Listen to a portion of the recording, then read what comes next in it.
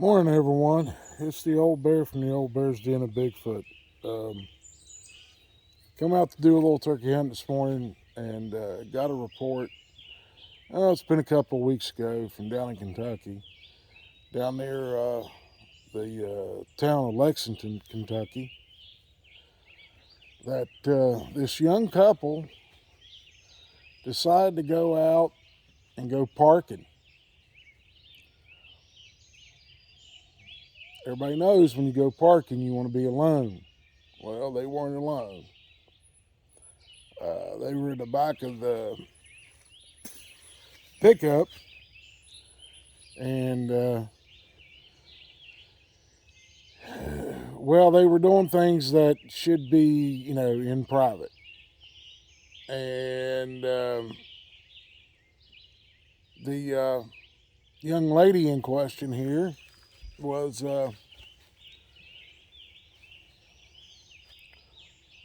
well, let's just say she was sitting up.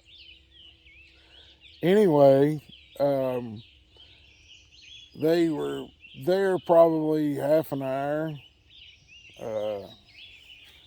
Hadn't paid a lot of attention to what was going on around them.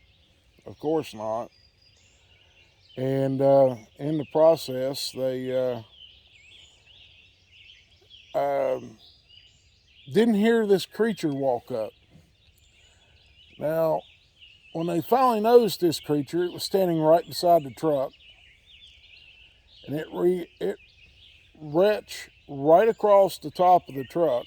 This is a 3/4 ton 4-wheel drive. It's an older style truck, so it sits pretty tall. And well, this Bigfoot took it upon itself to grab this young lady and to pull her out of the truck across the bed rail. Well, when this happened, the boy jumped up, and he had a bat or piece of wrought iron or something in his bed of his truck, and he proceeded to hit this Bigfoot when it grabbed her. Well, the Bigfoot let go of her because it already pulled her out of the truck, and when it let go of her, she took off running around the truck to get away from this thing. And the Bigfoot slapped the guy, knocked him back into his window, and the rear window on the pickup, on the cab, and it broke the glass. And at that point, he reached down to his pants, and he carries a knife on his hip, a short knife. And after he regained his composure, screaming at this thing, she's screaming, and this Bigfoot's standing there growling at him and acting like a complete teenage fool. And he grabs a knife off his belt and runs over and stabs this thing with a knife. Well, the thing finally takes off after getting stabbed and hit with a piece of rebar or a piece of metal of some type. He hit it pretty hard. And it went running into the woods, and he went running after it, carrying his knife. And it got in there about 50 yards and ducked behind a tree. And when it ducked behind a tree, the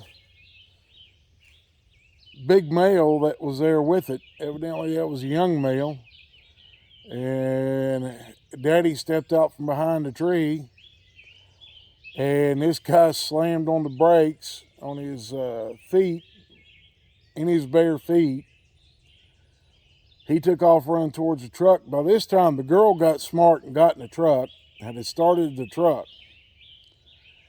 And he comes running back, And the big one is like, not running after him, but following him. And he runs around and jumps in the driver's seat and gets down and he throws it in gear and takes off, spinning mud and dirt and rocks and whatever else was in the road at the point. And the big male Bigfoot, they can see that he sees it out the side mirror, and it's standing there in the middle of the road, and the other one is standing there, is just now walking into the road. And they get out there as quick as they can, and then they get down the road and get almost back home a couple miles from her house and get pulled over because the wind is busted out. And the cops noticed that the girl didn't have any clothes on. And of course, their clothes are strewn out behind the truck where they were parked.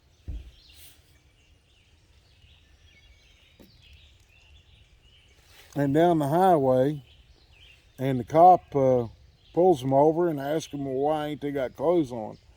Well, the guy tells the cop what happened. He actually told him the truth, the complete truth about it. And the cop said, well, I've never heard that story before, but I'll let you go. Y'all just get home, get some clothes on, and don't be doing that stuff no more. Well, he gets the guy gets the girl home, and she gets out and tries to sneak in the house and didn't do a very good job of it. Daddy caught her. And he pulls off and eases off down the road to get to his house. And then he gets home. He walks in, and he's got a jacket he found behind the seat of his pickup, wrapped around his lower half. He goes in, his dad looks at him and goes, what in the world are you doing? Well, he explains the situation to his daddy. Mama comes downstairs, and when Mama gets there, Mom's freaking out. Well, in order to prove it to Mom and Dad, he turns around and they look at his backside. He's got cuts and everything else, and they go out and look at the truck, and his dad comes back in and tells the boy's mother to go on upstairs, he'll handle this. And he sits down with his son, and he tells his dad the complete story again. And well, Dad, it's 10, 11 o'clock, and at night, and they go. He makes a phone call to the girl's dad, says they'll be over in the morning, and the girl's daddy ain't too happy. He's blowing a gasket, which is understandable. Both of you ain't over 18 and you live at Mom and Dad's house. It's kind of a thing you shouldn't be doing. But teenagers will be teenagers. So anyway, they get over to the girl's parents' house the next day, and the two dads sit down and talk, and the girl's dad's still pretty mad. But they go on over to where this all went on, and they found footprints. They found some clothes that had blown out on the way out of there. And they find the glass that was some of the glass that had fallen out of the truck when they got in and slammed the doors. And they found a little bit of blood. I guess the Bigfoot bled a little bit after getting stabbed with that hunting knife. And the girl's dad finally believed the story, and after they saw all the footprints and the glass and everything else that was going on, but he was still mad about him fooling around with his daughter like that. So they both of them ended up grounded for a while. In fact, they're still grounded. This happened probably 2 or 3 weeks ago, so they're still grounded till the end of June, I believe was what I understood from the boy and from his dad. But if you go out parking, here's the moral of this story. If you go out parking, you never know who's there to watch you. Might be a Bigfoot. You never know. Anyway, you guys have a blessed day, and I hope you enjoy it. Leave me some comments, and thank y'all again. Bye-bye. Oh, we'll get the other ones out and here soon, and the last 10 years of my Bigfooting, we just have to get together. We got a lot of things going on with the family. I got my dad's memorial this coming weekend, and I hope y'all enjoy this one. We got another story, probably or two, before we put the last 10 years out. And I hope you enjoy it. Thank y'all again, and bye-bye. Hey everybody, the pictures you're looking at and the one here shortly are pictures that someone has drawn, that an expert artist has drawn. She's very good at it, and she was wanting to know if I could add some of the pictures that she's drawn. I'm going to make a video of the complete pictures, and she wants to know if anybody would like to buy some. If they would, please contact me. I can give you her phone number, and you can make arrangements to receive the pictures from her that she's drawn. And as you can see, they're very good.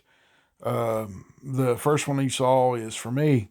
If you don't get that one, I'm taking care of that one.